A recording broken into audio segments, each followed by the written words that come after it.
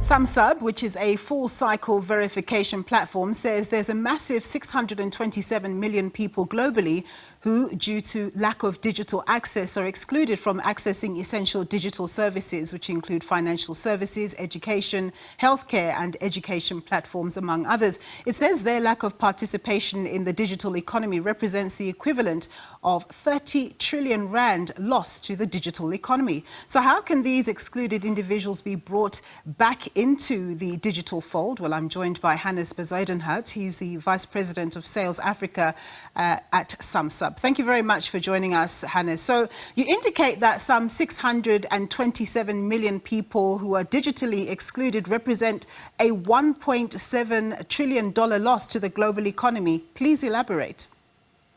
Yeah, so I mean, we launched a project Green Flag, and it's good to put it into a nation or a country because it brings the numbers to life, right? So if you take 627 people, that's the third biggest country in the world.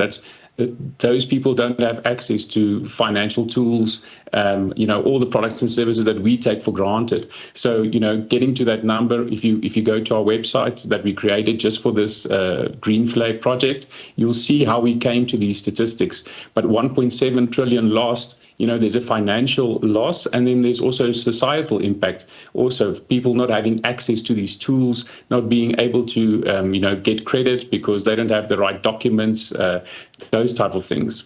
So I'm assuming part of the reason for digital exclusion are economic reasons. People can't access because they can't afford. So what, from your view, are the reasons why people are digitally excluded? Well, if you look at the white paper that we've got, we broke it down into 4 sections. So firstly, it's identity documents. So some people don't have identity documents, or they've got temporary documents, refugee type of documents. We still have those green ID books. And, it was nice the first time we went and we picked it up. And then the first time it goes through the washing machine, it looks like a tampered document.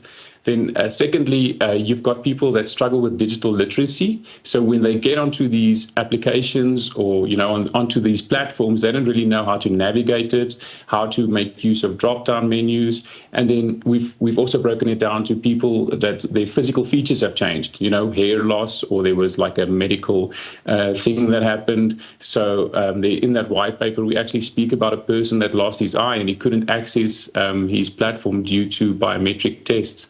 And then finally, the fourth category was high-risk countries.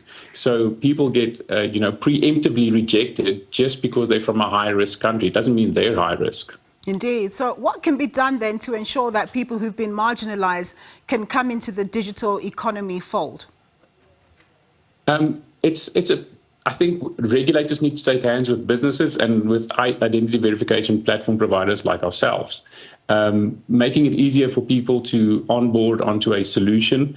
Sumsub's got a great solution called non-doc verification. So you don't even need a document. You type in your ID number and you take a selfie and we check against the Department of Home Affairs and we say, listen, this is Hannes. Hannes is good. We've checked him out. And we've launched that globally and across a multitude of countries in Africa. And also we've got a non-doc proof of address. So I think when making it easier is making the user journey easier, catering for people that digital literacy side of things, and then just having not preemptively rejecting people, but allowing them into the platform. And that's also another thing that's quite amazing is where Sumsub is not just identity verification, we do the full monitoring. So you allow the person in, allow him to use your application, and whenever he shows bad or illicit actions, then you can reject him. Yeah, I'm seeing a little bit of a hurdle there in your response because those people who are not digitally connected, how would they even get onto your platform to begin with?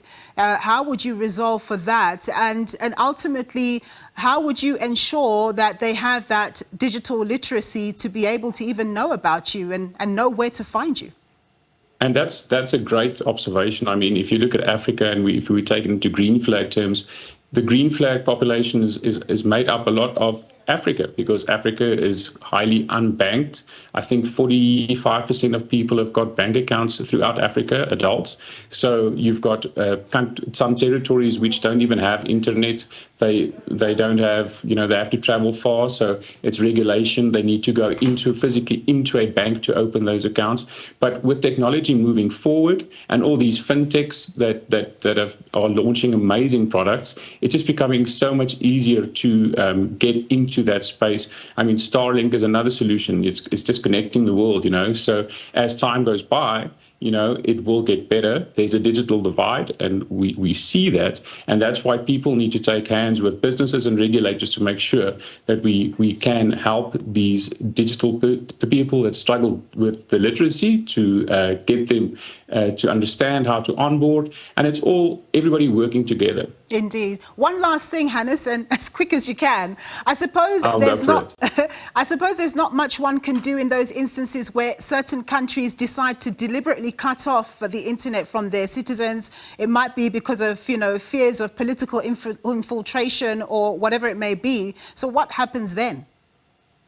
Yeah, I mean, I've been thinking about that quite, what happens if you can't access anything. So, I mean, in that instance, that comes down to the government. And it's like I said, the regulators need to allow people to have access to these platforms. It needs to be a human right. Anybody needs to be able to access a platform to get credit. Is it for an operation? Is it for a life-saving procedure? Is it for someone to fix their car to get to work? So, I mean, that just comes down to the government, not stopping people or blocking people out from these platforms. Yeah, indeed. Hannes, thank you so much for speaking to us. That was Hannes Bezuidenhout. He's the Vice President for Sales Africa at Sumsub.